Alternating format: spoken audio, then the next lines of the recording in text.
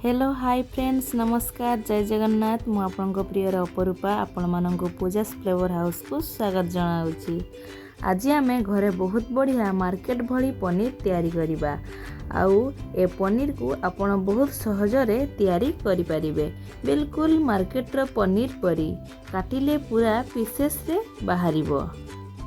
आसंतु दर्शक बंधु प्रस्तुत करिबा। प्रथमे गोटे पात्र को गैस उपरे बसई सेथिरे आमे क्षीर को ढाली नबा।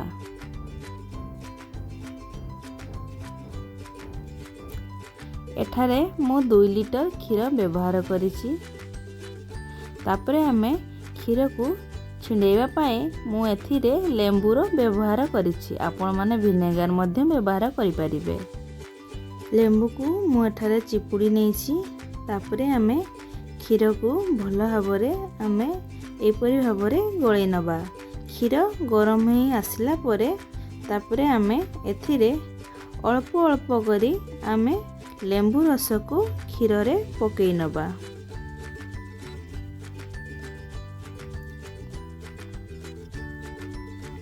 तापरे आमे गोळै नबा।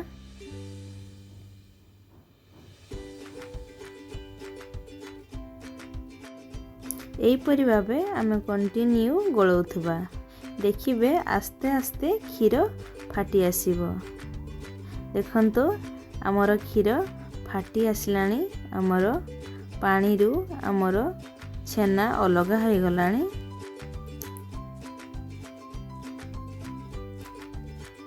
वर्तमान आमे गैस रो फ्लेम को बंद करी गोटे सफा कपड़ा उपरे आमे छेना गुडी को छाणी नबा।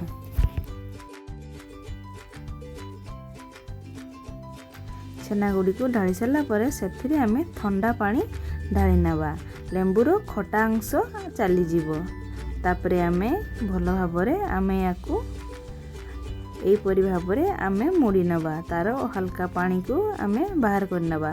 तापरे गोटे मु एठी थाली को ओलटेई नेछि। तापरे छेना को रखी नेछि। तापरे गोटे भारी वस्तु आपण माने रखी नेबे। तापरे एहीपरि भाबरे आमे याकू 45 मिनिट पई एहीपरि भाबरे आमे छाड़ी दबा। वर्तमान 45 मिनिट हे गलानी। वर्तमान आमे देखि नबा हमर पनीर हे जाइछि कि नाही। वर्तमान आमे पनीर को आमे काढी नबा कपड़ारू।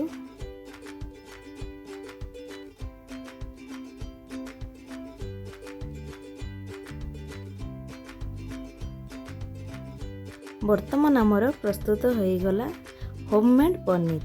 मार्केट भली पूरा पनीर आमे प्रस्तुत करदेलु घरे। देखंतु पूरा नरम होईछि। याकू वर्तमान आमे पीसेस रे काटी नबा।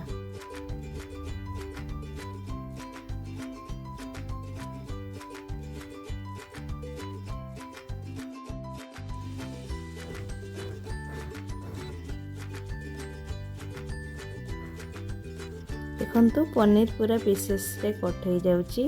पनीर भांगी जाउ नहीं। पूरा दुकान भली पूरा पनीर परफेक्ट पनीर तैयारी हो जाइछि। देखंतु दर्शक बंधु मु बिना मैदा रे मु पूरा प्योर क्षीर रे मु मार्केट भली पनीर प्रस्तुत कर नेछि। देखंतु पूरा मार्केट भली पनीर।